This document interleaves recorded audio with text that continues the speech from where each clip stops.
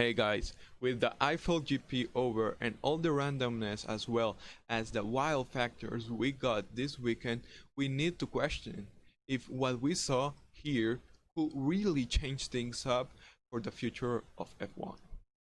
Starting with the F2 drivers, these two look like really promising prospects even though they didn't have the chance to show it on Friday.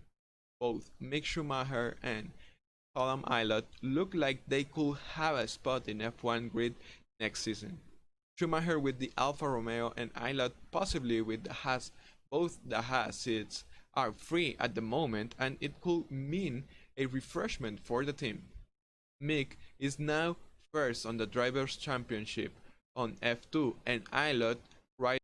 The young guys in F2 really look great for next season compared to the young guys on F1 that didn't at all this race.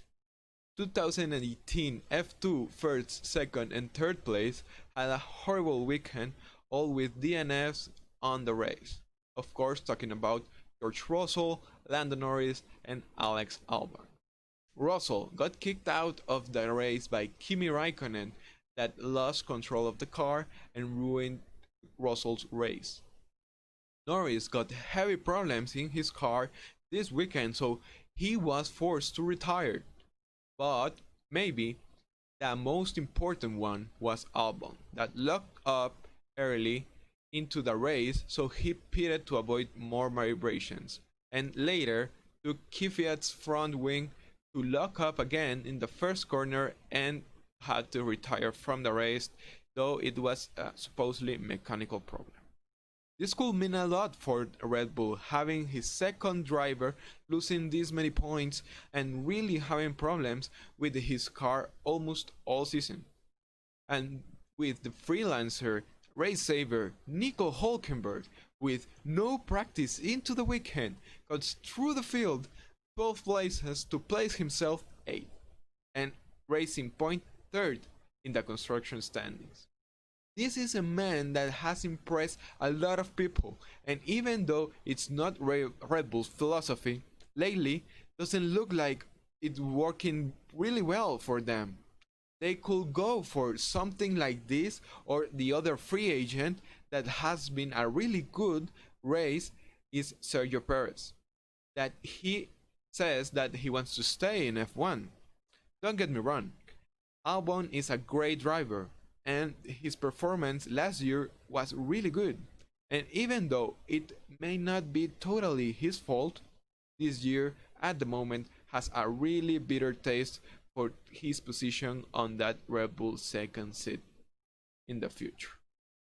Not forgetting that possibly that Yuki Tsunoda can be mixing things up in the Red Bull family if they decide to stick to their young drivers program. Finally, the track. We saw everyone locking up into the first corner at some point in the 2 days.